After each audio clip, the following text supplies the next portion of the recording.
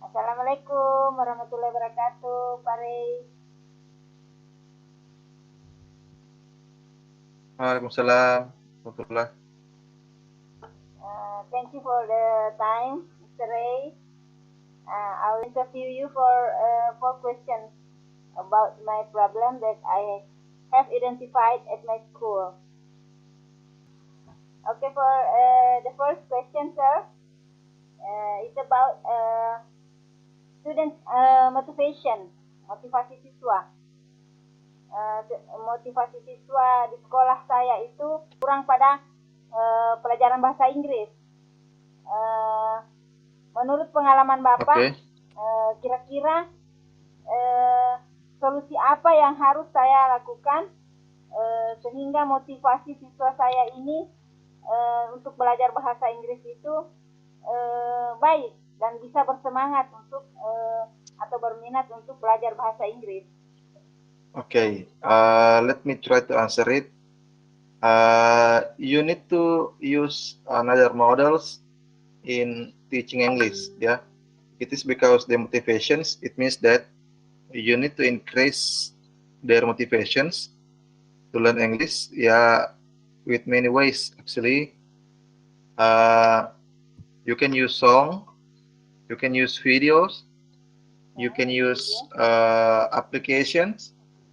Yeah, if your students is allowed to how to say to bring their mobiles in schools, then you can use applications in teaching English. Yeah, so many applications actually, and for example like Duolingo, Edpuzzle, what else? World, yeah, many applications in teaching English.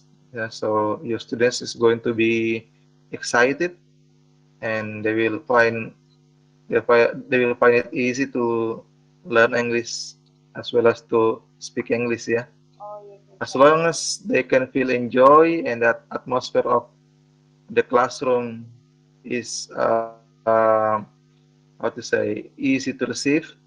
Yeah, so your students is going to have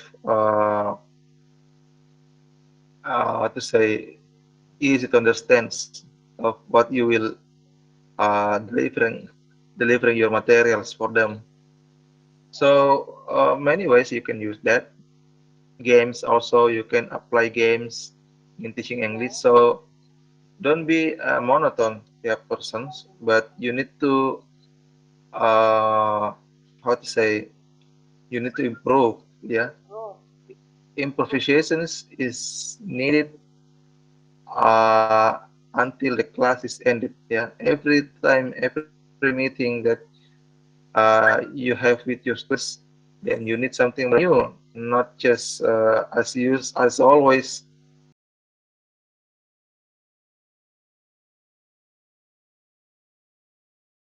So as a teacher, we need to use some applications like Duolingo, puzzle, video, and combine it games to improve the students' motivation to study English. Yes. For the number 2, sir, siswa itu tidak optimal dalam menjawab soal hot. It's about high order thinking skill, hot. Siswa itu kurang optimal ketika dia menjawab soal hot. According to you, what is the best solution? Apa solusi apa yang perlu saya lakukan agar siswa saya itu mampu untuk menjawab soal-soal hot? Okay. The first thing is you need to make them understand what is hot questions actually. What kind of hot question it is. Once they know the difference between hot questions and general questions, so they can be have knowledge. Yeah, they will have knowledge to distinguish them. And then you need to practice them how to answer the hot questions. Starting with the simple questions and easy questions that they can answer the questions, and then you may to increase the level. Yeah, you may increase the level of the hot questions. For example, like hot questions from level 1 to level 2 to level 3, yeah, like that. Yeah, like in the multiple choice, um, you can distract them by make one options is easy to, how to say, easy to differentiate with other options. Yeah, yeah, like that. And then you can make it to the level 2 of the hot questions. For example, like two of the options, it's almost similar in the right answer. And then move to level 3, you can make it that three options is almost similar. Yeah, it's almost similar as the right answer. Just like that. Yeah, you should practice them every meeting in your class.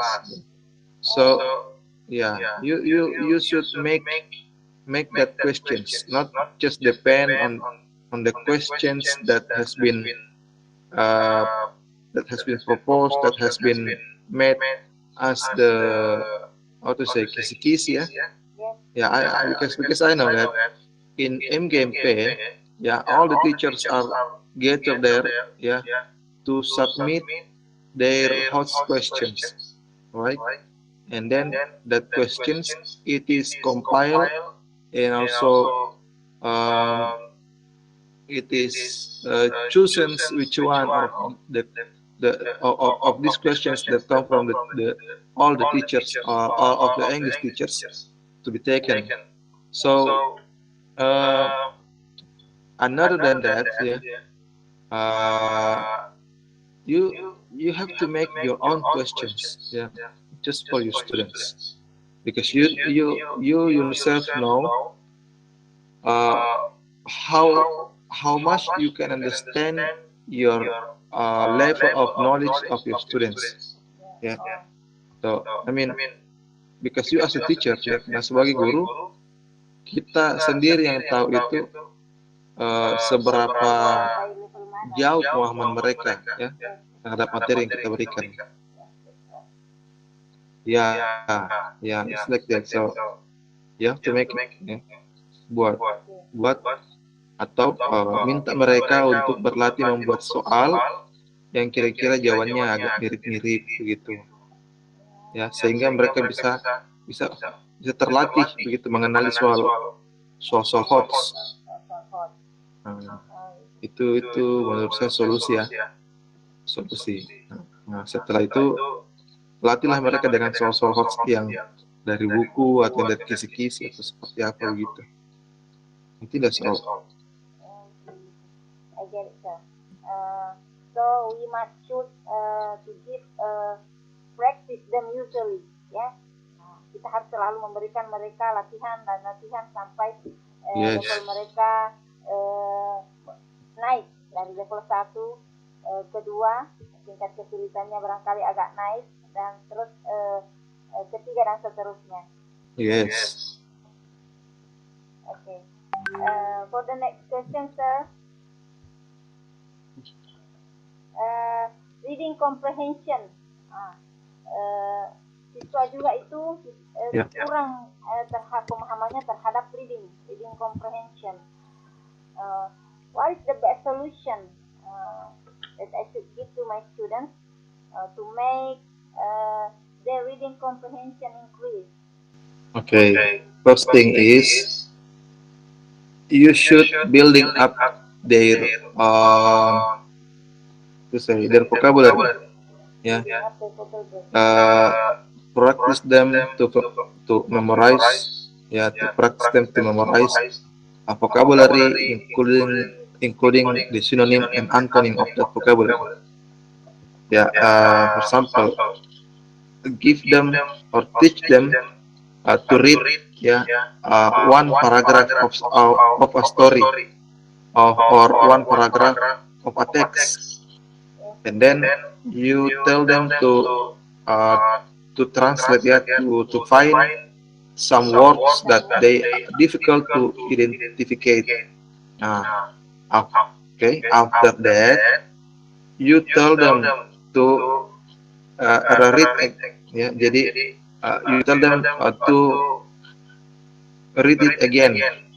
Ya, when they have found the translations or the vocabulary, the important vocabulary of the text, it will be easy for them to identify or to understand and to comprehend what is the content of the story. Even if only for one paragraph of the story is okay, or of the text is okay. Yeah, and then make several groups. Yeah, make several groups in your class. You can make 5 groups. Yeah, every groups should read a text. Yeah, a text. It is consists of 2 paragraphs or 3 paragraphs. Yeah, and all the students in the groups must be active to find or to search the vocabulary of the text, and then they can work together. They can what to say? They try to understand what is the content of the text by looking at the vocabulary that they have found. Yeah, and then you can ask them one by one the groups of the representative, yeah, of the representative of the groups to come forward in your class, and then make them to give or to explain what is actually the story tells about. Yeah, that's the one solution. Yes, retelling. You can have them to retell. Like that. Kan di sini kan bahwa pemahaman membaca kan beda antara kemampuan membaca dengan pemahaman membaca. Kalau kemampuan membaca berarti mereka belum bisa membaca. Masih sulit. Kalau pemahaman membaca berarti mereka sudah bisa. Sudah bisa membaca, tapi memahaminya yang belum. Begitu. Kalau kemampuan membaca barangkali yang dinilai adalah pronunciation-nya ya saya. Pronunciation-nya, ya. Kalau pemahaman membaca, mereka harus bisa memahami isi dari baca apa yang telah dibacanya. Ya, dengan cara menceritakan ulang isi dari teks tersebut, atau dengan menjawab soal dari teks tersebut. Yang berdasarkan teks begitu. yang telah dia baca. Ya, berdasarkan dari teks yang telah dia baca. Tapi pertama mereka harus saling kerja kelompok dulu, kerjasama. Kalau mereka sudah mahir, sering latihan kerjasama, mereka bisa melakukan dengan sendirinya. Pertanyaan terakhir ini tentang grammar siswa yang kurang, sehingga untuk membuat kalimat itu mereka agak kesulitan karena grammarnya kurang. Jadi bisa sih mereka membuat kalimat, tapi kalimat yang tidak sesuai dengan tata bahasa. Ya, jadi dari sisi writing mereka itu menjadi kurang. Menurut Bapak solusinya apa ini agar kemampuan grammar siswa ini bisa meningkat? Materi tentang simple past tense. Simple past tense ya. Mereka berarti kalau simple kesulitan ketika sudah sampai ke kata kerjanya.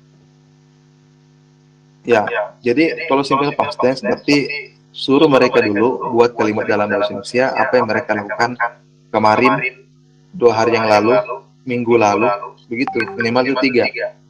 Atau tadi pagi, begitu. Kalau misalnya mengajarnya siang, tanya mereka apa yang mereka lakukan tadi pagi. Tulis apa saja. Atau kemarin apa, tentukan waktu kemarinnya. Kemarin malam, kemarin sore siang, supaya jelas yang mereka ingat. Atau minggu lalu yang paling mereka ingat. Kalau misalnya paling jauh lagi, pengalamannya yang pernah mereka ingat. Nah, setelah itu ajarkan ke mereka bagaimana mentranslatekan ini ke bahasa Inggris, mulai dari subjeknya, kata kerjanya. Jadi tapi sediakan memang kata kerja kedua, kata kerja pertama dan kedua, sediakan memang itu. Nah begitu. Iya. Fill the blank, kayak fill the blank. Ya boleh fill the blank, tapi jangan dulu sampai di fill the blank. Ajarkan saja dulu bagaimana membuat kalimat untuk pas. Setelah itu, sebelum fill the blank, persiapkanlah kartu misalnya write, ya menulis write, kata kerja pertama, pasangannya yang mana, begitu. Baca kartu-kartunya. Bisa, kayak bisa begitu. Kemudian bisa juga gambar misalnya malam tuh, kemudian ada kata kerja di sini. Kata kerja yang bisa berhubungan dengan malam tidur misalnya, menonton TV. Nah, tinggal mereka cari apa kata kerjanya. Oke. Jadi, banyak hal. Jadi kalau bisa, yang kita ajarkan ke mereka yang bersifat visual dulu.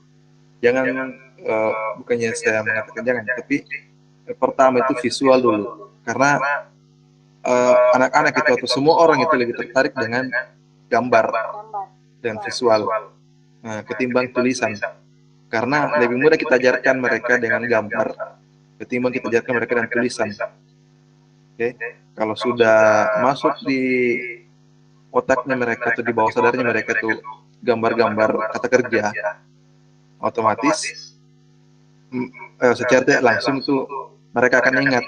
Semakin dia sering lihat itu gambar dengan tulisannya, itu pasti mereka akan terbiasa dengan sendirinya. Begitu. Setelah itu baru kasih fill in the blank, bisa kasih apa namanya pilihan ganda atau esai tentang itu. Begitu. Jadi banyak macam cara untuk menambah kosakatanya siswa. Ada banyak caranya. Jadi harus membuat metode yang selalu membuat siswa tertarik untuk belajar. Ya, selalu membuat. Intinya selalu membuat media. Ya, selalu membuat media. Jadi seorang guru haruslah kreatif. Ya, seperti itu. Guru haruslah kreatif. Jadi medianya itu kan nanti menjadi portofolionya kita, kemudian suruh minta juga mereka untuk ya entah itu membuat gambar atau mencari gambar, ataukah misalnya buat video yang berhubungan dengan kata kerja pas begitu. Jadi kan nantinya akan menjadi sebuah proyek lagi, project based learning. Gitu. Bisa juga kita memperagakannya, misalnya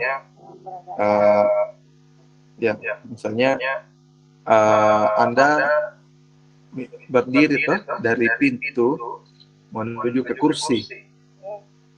Kan di situ ada kata kerja, ada 3 kata kerja di situ. Misalnya berdiri dari pintu, berjalan menuju ke kursi, duduk. Kan di situ ada 3 kata kerja.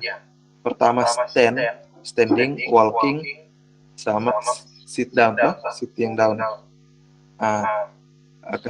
Kasih tahu mereka apa tadi yang saya lakukan, begitu. Apa yang tadi saya lakukan, begitu. Jadi di sini kita ajarkan tentang pas. Setelah itu tunjuk lagi 2 orang orang melakukan sesuatu, apakah sembarang melakukan apa begitu. Bukan apapun. Nah, kemudian temannya yang lain mencoba untuk begitu. Membuat kalimat Banyak dari apa banyak yang cara untuk dilakukan temannya. ya membuat kalimat apa yang dilakukan oleh teman mereka. Artinya hal-hal yang sederhana saja, Iya. biar tidak terlalu kompleks. Dari hal-hal Di sederhana. situ kalau kalau mereka sudah terbiasa dengan kata kerja pas, mereka sudah bisa menjawab teks naratif.